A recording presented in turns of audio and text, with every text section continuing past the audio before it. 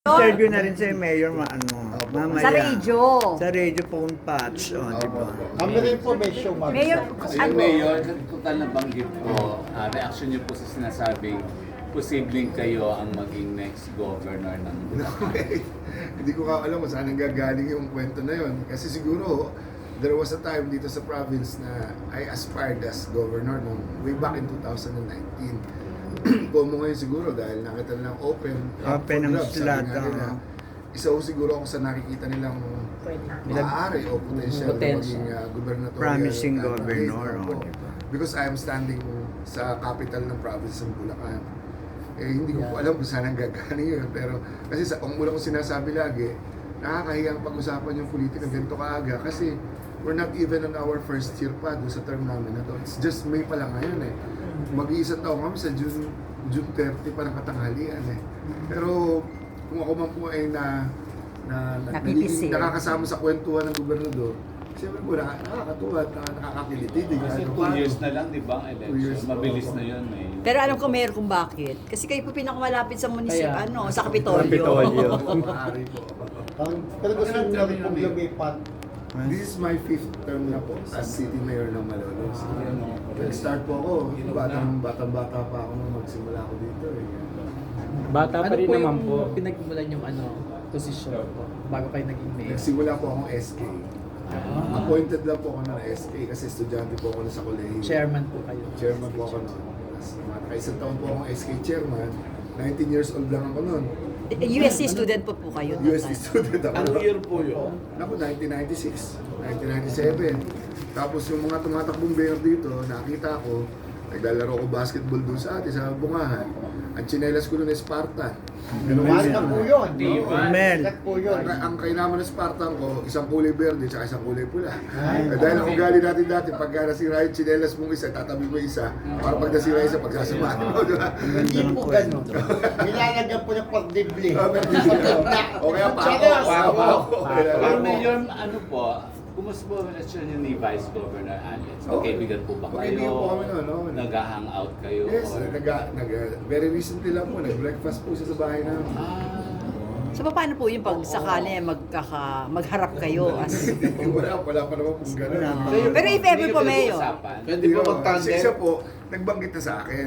Na? Sabi niya sa akin na, nung breakfast kami na, pare, alam mo naman, vice governor na tayo ngayon. Sabi ko, baka mamaya tumakbo akong gobernador. Gusto ko ikaw, masabi ko sa iyo ng diretso. Sabi ko, pare, okay yun.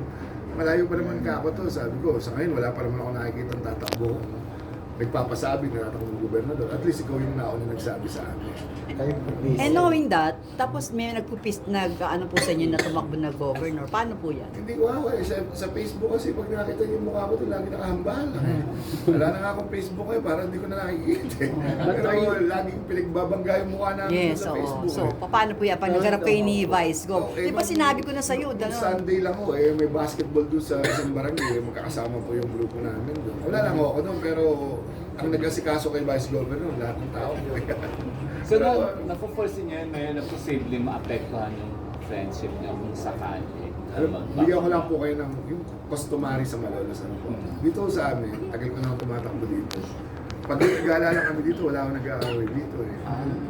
Bawal din po dito yung bilihan ng boto, kahit pagtanong niyo po. Pagka gumamit ng pera dito sa Malolos, natatalo. Hindi talaga pwede dito yon. Tapos lahat ng mga naglaban-laban dito, magkakaibigan, pagkatapos magkaibigan pa rin. So pwede. Opo, at mo, lahat na nakakalaban ko sa halala dito, puro kaibigan mo. Ang una ko nakakalaban dito, yung chairman niya ng PAGCOR, si Altenco. Sumunod, yung matagal na mayor dito, na congressman niya yun, si Atty. Danny Domingo. Magkaibigan kami.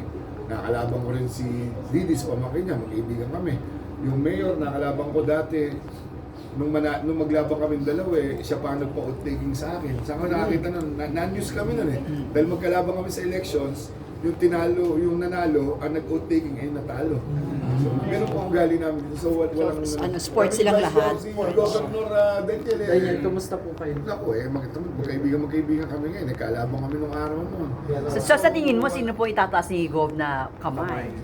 Yun nga sana tatanong ko sa inyo. Parang gusto ikaw. ko makichismis din. Baka ako nauna kayo sa chismis sa akin eh. Pakitulong lang Parang po sa siya akin. eh, no? Hindi ko Parang pa kasi ikaw narinig eh. eh. Wala naman po siyang inaano na Hindi ko pa wala eh. about Vice Gov. Parang Kasi gaya mo niya, Walang official eh, no? Bagamat kami yung nagkalaban dati, sa lahat ng pinagdadaanan niya, kasama kami ni Governor. Wow. Hindi namin siya pinababayaan dahil po siya yung ama ng aming lalawigan. Siya po ang muka ng aming tahanan. So lahat dapat na suporta, manggaling sa mismo ng tahanan. Kami po yun. Tsaka wala naman po ata problema. Katulad ng sinabi niyo, lahat kayo magkakaibigan naman. Wala So po, wala political po lang ganun yan, dito, ano po. wala akong ganun. Ang mayor, speaking na wagit yung ano, chismis. Oo. Nalaman namin, pamangkin niyo pala si Nico Natividad. Ano po, medyo malayo. Pero kamag-ano. Eh kasi kukunti lang kami natibidad dito eh. Bumupunta Pagka- pala siya dito. Nung bago-bago sumikat, Ay, ngayon po, please. Sikat na Hashtag, naman. hashtag. Sa channel 2 ba? Hashtag. Hashtag. Pero bago pa siya mag-hashtag, may magandang lalaki. Parang Apo, subali po siya. Parang Siya po yung magandang lalaki ng title. Pilipinas. Showtime po. Lahi niyo Parang- talaga ang magandang lalaki. Lahi, baka yung lahi nila. Kamag-anak ko Kaya siya awal eh. po kayo yung kiniko na ano, Opo. merong Nabalitaan niyo ba yung kanya? Awal po pa kayo. To be honest po, kanina ko lang naalala. May ganun pala. Paano niyo po nalaman Eh, kanina? kwentuhan ng mga... Joey yata sekretary ko, nagkwento. nagkwentuhan. So hindi niyo po alam. Oo, Hindi niyo napanood. Ay, lalo ko hindi ko. Ayaw niyo po Ganun na lang. panoorin. Pwede bang mag-recess muna tayo ng 1 minute? Pakisend nga sa akin video. Wala po ako. Para may idea lang ako kung ano nag-uusapan natin. Ngayon, Nasa since end. kami po taga-showbiz, no, masalimuot po ba yung buhay niyo kung sakaling gagawin, gusto niyo pang isang pelikula o Yung serie? Ano, buhay ko. makulay. Gusto Makulay niyo po pumatak? ako eh. Kung makulay po. Sobrang makulay ang buhay ko. As in sobra. Makulit. May Kasi intriga ba, iba yung- Mayor? Iba yung pinagmula ng buhay ko eh. Opo. Ano, survivor ho ako kasi. Pero pag Paano po Ano survive yung po? pinaka na-survive niyong kasi, pagsuko? in fairness sa ama ko, yung ama ko kasi sikat na tao. Opo. Ala po, ang sarili buhay ko. Medyo ganun po. Tapos, Adapted din po kayo? Hindi naman po. Pero ang tatay ko kasi medyo sikat nung panahon ng Sino parang po? national figure yun eh. Dating Napolcom, dating congressman dito na 6 years yun. 6 terms. Ano po pangalan? Si attorney Chodulo Natividad. Yung Ah, tatay ko niyo hanggang pa. ngayon may rebulto yun sa Amerika. Kasi sa sobrang talino hanggang ngayon hindi pa nabubura yung record niya sa exam sa Amerika. Saan siya po sa Amerika? Washington State University. Wow. So, matalino. Ang score niya doon ay 99.8. Almost Ay, 99.3. Nung umuwi dito sa Pilipinas, ang exam dito, ang score naman niya ay 99.8 Mas mataas. yata. Yun na yung Exam po saan yun? sa pagkapulis po. Ah, So, abogado rin po siya, pero siya, Doctor of Laws po siya. 3 beses nag-aaral ng abogasyon.